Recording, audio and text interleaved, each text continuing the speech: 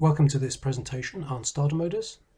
In this we're going to have a look at the different types of starter motor, how starter motors work, and we'll also look at some of the basic diagnostic principles. Now when we look at starter motors, there are different types than this, but these are the two main types fitted to internal combustion engine cars, which is what we're dealing with at the moment. These are the inertia type of starter motor and the pre-engaged. Now you will actually find alternatives to this fitted to hybrid vehicles, but for this presentation we're going to just look at inertia and pre-engaged starters. So there's the inertia starter motor, as you see here, relies on, as the name would suggest, inertia to cause the gear to engage with the flywheel ring gear and turn the engine over.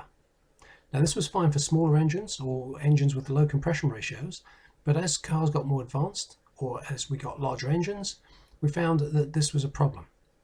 The starter motor could not get thrown into the ring gear fast enough to prevent damage. So to get around this problem, we had the pre-engaged starters fitted to diesel engines with high compressions or to bigger capacity engines. And whilst many of them look like this, you may also see some of them looking a bit like this, where they've actually been fitted with reduction gearing to give extra torque to help turn the engine over. And this is particularly helpful on high compression engines.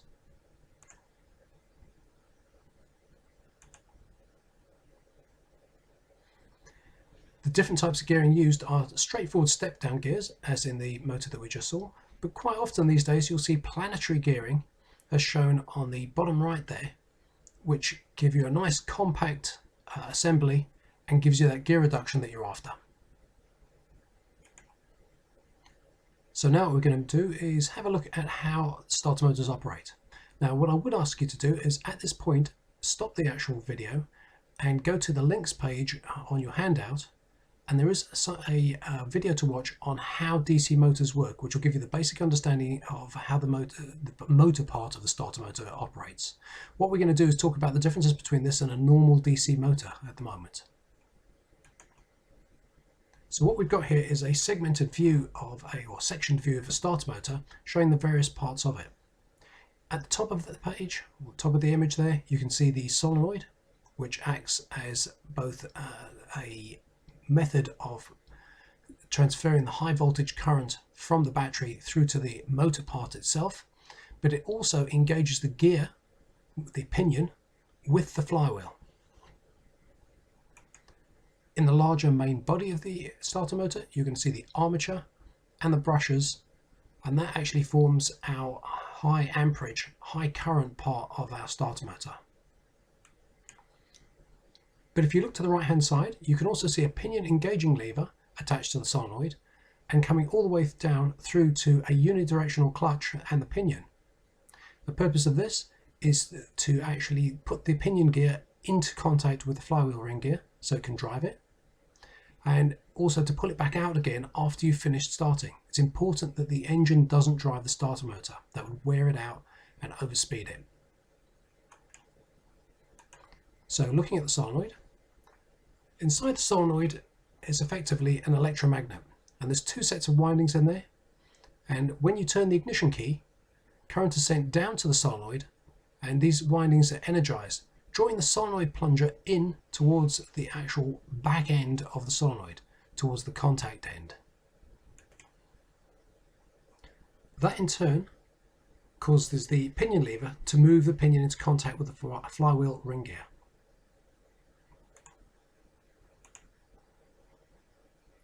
The other thing that happens is after the pinion is actually engaged with the flywheel, the contacts, the dark black pieces you can see there, the one on the back of the solenoid plunger comes into contact with those two, allowing high amperage current from the battery to flow through from the battery down into the motor.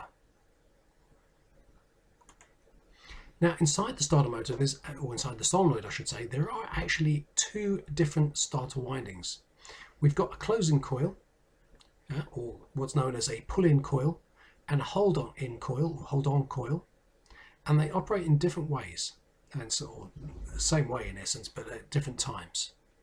So when we first activate the starter, current flows down to both of these, but the closing coil earths its way out through the motor itself. It also draws a lot more current, so we can have really fast engagement of the solenoid and the main contacts sending power down to the motor.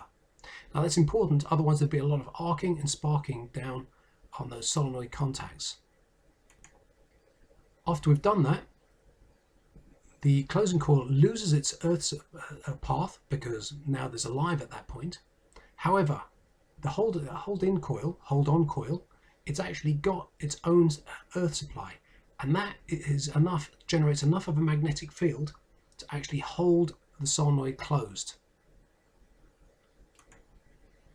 So what's happening? The closing coil generates a really strong magnetic field to pull the solenoid plunger into place and close the solenoid switch. Once it's in place, the holding coil has enough power, enough strength of magnetic field to hold it in place against the strong spring that pushes the solenoid back out. So just looking at the whole thing again, so power is going to come in. It's actually going to come in on the topmost connection to the solenoid. When we turn the ignition switch, we energize those solenoid windings and the plunger moves back in the solenoid. It actually creates contact between this upper bolt and the lower bolt, which in turn is connected to a short wire that comes down to the starter motor brushes. We'll have a look at those next.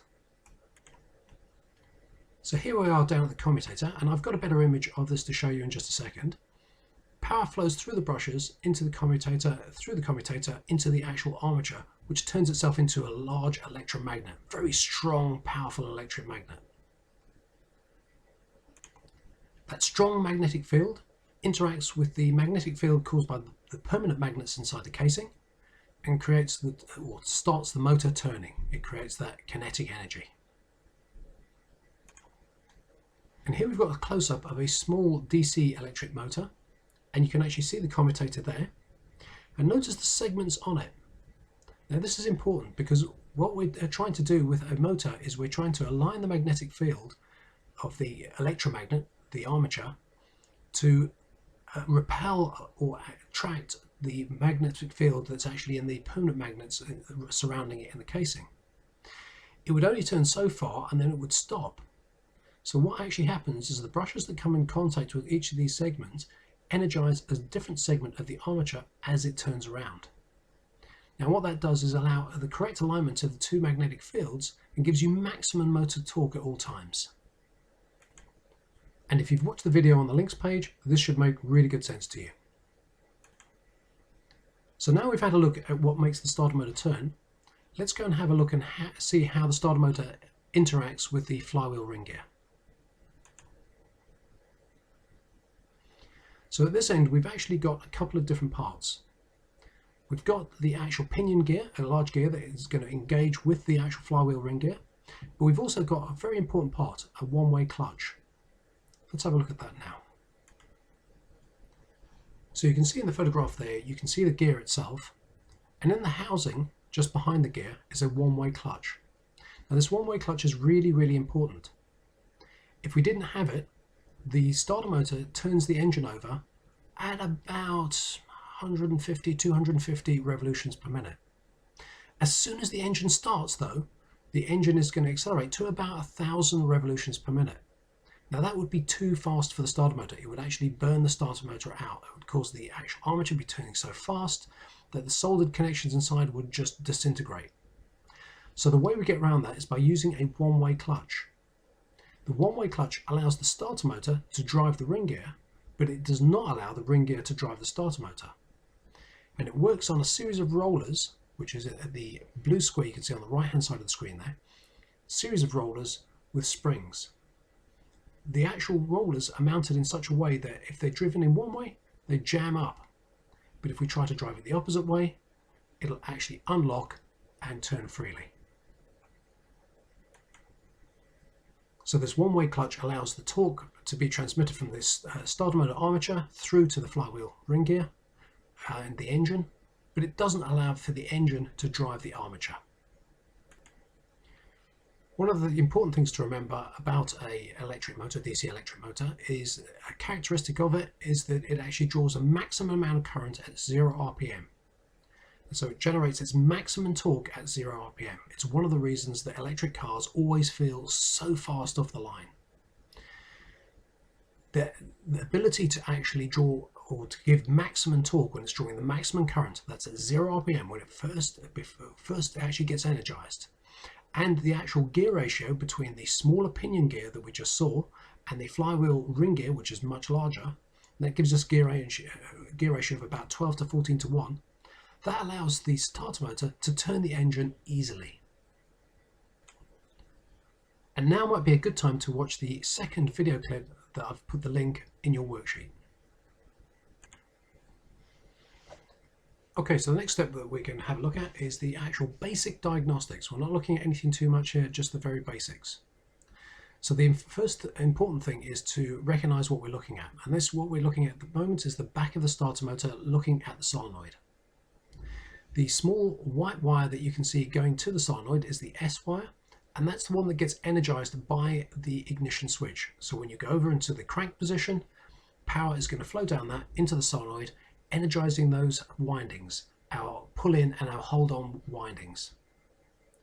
The other thing you're going to see at the bottom of the solenoid, there's a red wire coming into it. That's our battery supply going onto the starter motor itself.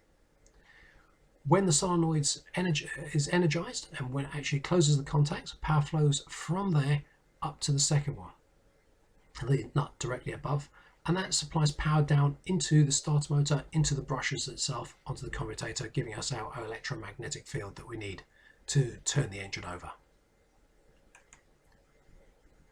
So having a look at this, we're looking for a couple of things when we test a starter motor.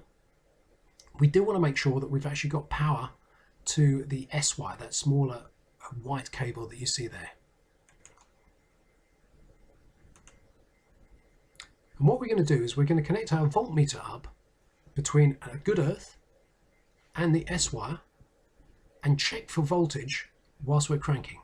And we should have battery voltage or thereabouts. Now do bear in mind that it could be slightly lower than our normal 12 volts, especially if the actual solenoid is engaging. But of course it's really important whenever we're diagnosing a problem like this to check the actual condition of the battery. Make sure that we've got enough energy in the battery to drive the starter motor in the first place. If we do have power at the starter motor, at the battery, that we need to check down at the starter motor, and we want to check the condition of our live wire, the best way to do this is use volt drop. Now that's going to mean connecting the multimeter positive onto the battery and the negative onto that bolt terminal that you see there, whilst we're trying to crank, and we're looking for no more than probably half a volt. I'd prefer to see 0.3 of a volt max. We also need to do the same on the starter motor body, and between there and the battery negative post, to make sure we've got a good connection there. Again, we're measuring volt drop, and I would probably allow up to about half a volt in this instance. But before you do that, do bear in mind that if it's an automatic vehicle, that it must be in park or a neutral before it will start. There's actually a safety circuit to stop it starting in gear. This also applies to some larger petrol engines, that you've got to put your foot on the clutch before the starter motor will engage. So I hope that's helped you. Please complete the forms test or quiz that we've got set up for you, and I'll see you back on Teams.